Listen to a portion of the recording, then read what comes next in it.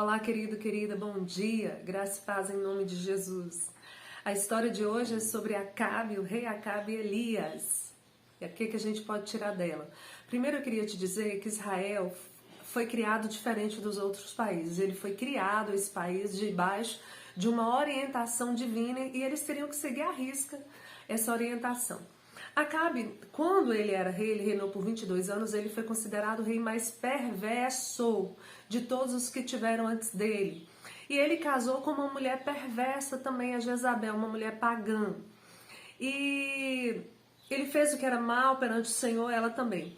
Elias é enviado pelo Senhor para o rei Acabe, um profeta enviado para o rei, política e religião. E Deus manda falar e fala, ó, não vai chover, tô mandando a seca. Lendo das entrelinhas. E aí, nesse período, Jezabel já havia mandado matar todos os profetas. Essa mulher era diabólica, ela tinha mandado matar todos os profetas. E aí, depois de um tempo que está na seca, essa seca durou mais ou menos 3 anos e meio, porque depois foi Elias que orou para a seca, a gente vai ver para Deus mandar chuva. Lá em 1 de Reis 18, 17, diz assim, 16... Então foi Obadias encontrar-se com Acabe e lhe o anunciou, e foi Acabe ter com Elias. Vendo-o, disse-lhe, és tu, ó perturbador de Israel? Respondeu Elias, eu não tenho perturbado a Israel, mas tu e a casa de teu pai, porque deixaste os mandamentos do Senhor e seguiste os baalinhos.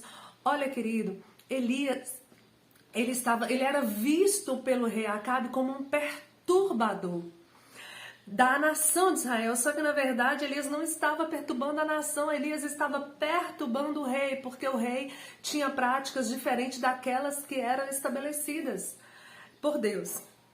E aí Elias vai ter com ele e fala assim, o seguinte, eu quero, e ele estava prometido de morte, Elias, esse cara é muito crente. Ele pegou e fala assim, é o seguinte, vamos reunir todos os profetas de Baal no Monte Carmelo, chama todo o povo de Israel. E quando todos estavam lá no Monte Carmelo, 450 profetas de Baal, e apenas Elias, profeta do Deus vivo, Elias fala assim, ó, vai lá e junta e faz um altar, escolhe um novilho, e vocês vão clamar, e o Deus que responder com fogo, esse é o verdadeiro Deus.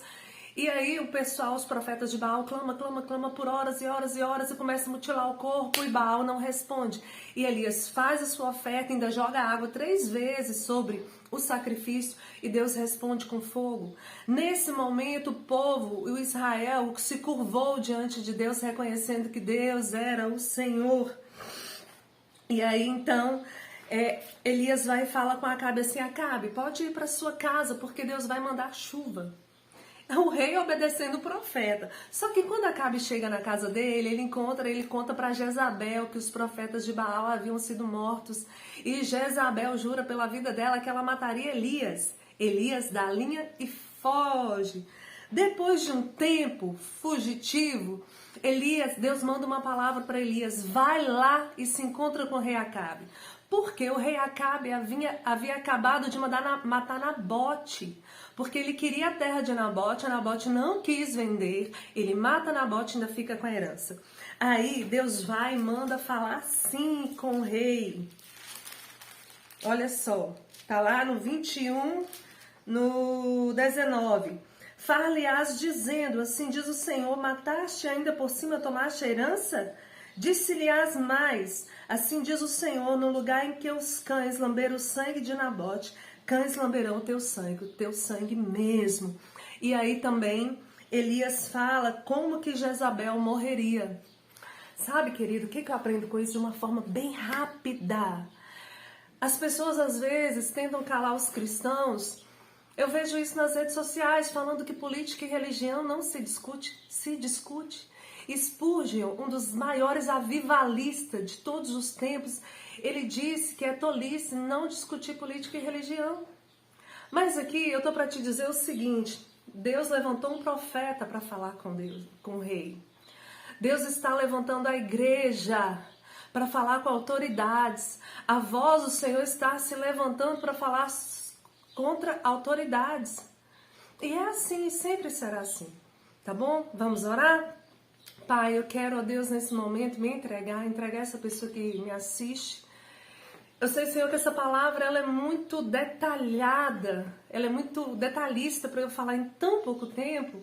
Mas, querido Deus, que o Senhor dê entendimento a essa pessoa, que a gente não deve se calar e que toda vez que a gente for movido pelo Teu Espírito Santo, que a gente deve falar assim, porque o povo perece por falta de entendimento.